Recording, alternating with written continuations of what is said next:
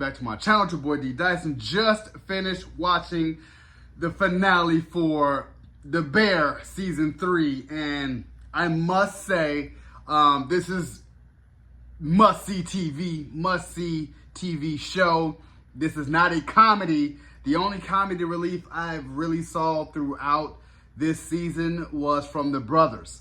I thought that they were the only ones that provided the comedic relief. I just wish that the episodes were longer, although the last two, I think episode 9 and episode 10 were longer. Hands down, the best episode was episode 6. And we finally get to see how Tina got to the bear, and actually the beef, and then it became the bear. And loved seeing John Bernthal, and how she was really down on her luck.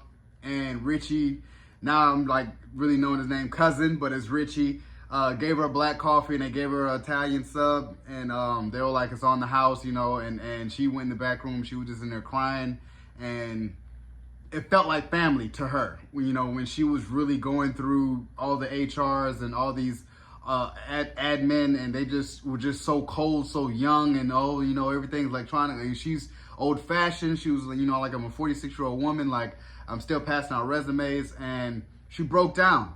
And Mikey was just like, you know, I'm gonna run my problems that'll make me sad.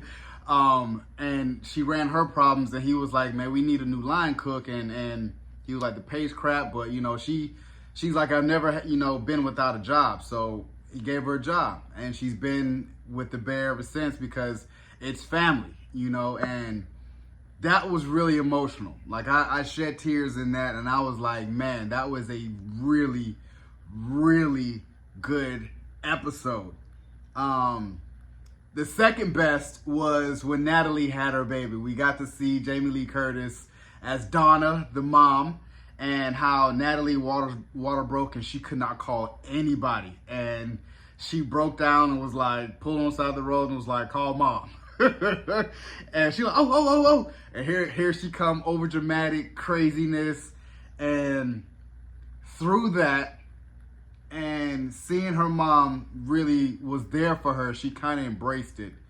And that was such a touching moment, you know what I'm saying, between a mother and a daughter. And she was really there for her. And you know, Donna knew, she was like, you know, why don't you want me around? And then Natalie told her the straight truth of, you know, everything that comes with you, you know, but I'm glad that you're handling it. And then she got really emotional. And she broke down the stories of how she had Mikey, Carmi, and then her, and broke down and was crying of the song that she was playing when she had Natalie. And then that's when Pete comes in. That was a really good episode. Those two episodes was really, really, really good. But it just went by so fast with Carmi, and how Carmi was just like really taking it really, really hard, and like making sure that everything was changing. We have new agendas, we have new menus. So he was trying to do this, and in the same sense of stressing everyone out, making a very stressful environment. But it propelled them to be, as Carmi is, the best chef in Chicago. In doing so, also where they learned from, I forgot her name, but it was like Rosa McGowan, I think. I'm blanking out on her name. I should have looked it up. But at the end, in the season finale, they have her, like, her going away party as her restaurant closes. And in doing so, they honor Carmi as, you know, you're the best chef, but everyone comes in, you know, all the best food critics, they all come in to kind of say their grace. And the person that has been haunting Carmi since like season 1, when he went to New York, was that one chef was like, you ain't gonna be like, he just always putting that bug in his ear, putting him down to just hurt him, you know, to be like, you got to be the best. So he finally, because we always seen these flashbacks, we always seen these hints of when Carmi gets so upset and so off the rails, and his panic attack comes in. We finally get that moment where he finally sees him again, and Carmi couldn't do anything but get up. He was like, he's getting up, I have to go say something. And to Carmi, he was just like, you know, you've haunted me for so long. You know, I think about you too much. And the dude was just so himself, like cold, callous, like, dude, I don't even really know who you are. But he was kind of making a joke of it, like, dude, I know who you are. And he was like, you know, what I did to you, it worked. And he was like, man, it worked. And Carmi was like hurt because he was like, dude, I got panic attacks. I have ulcers because of you. And basically it altered Carmi's life. Like, this is all I know now, is to be like this in this environment. He was like, well, it worked, because now you're the best chef. You're an excellent chef. You were a mid chef when I had you. Now you're excellent. So Carmi's really hurt behind that. Like, and we see the impact that's had on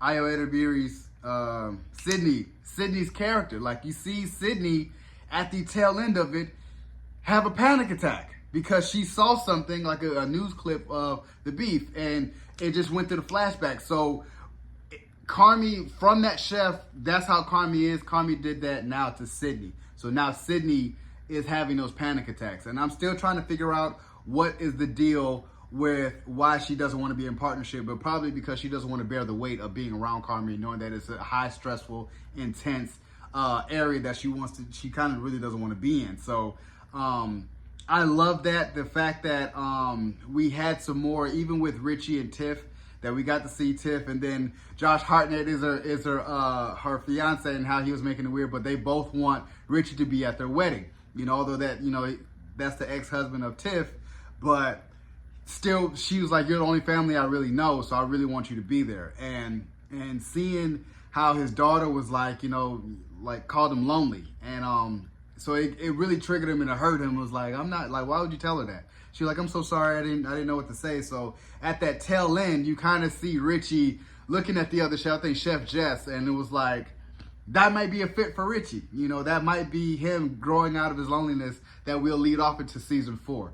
So I can't wait to see what season 4 has. Even with Marcus's character, his mom passes away, so it kind of puts him in a position where all he has now is the bear. So I want to see more. I just wish the episodes were longer. I mean, they're all 30 minutes. They're all over the place sometimes, but you have those jewels just like every season. Last season was a family. This season was Tina and Natalie. I love that we're getting emphasis and focus on the side characters, and how this is really a family, and I feel like we're growing with them, and I love every minute of it.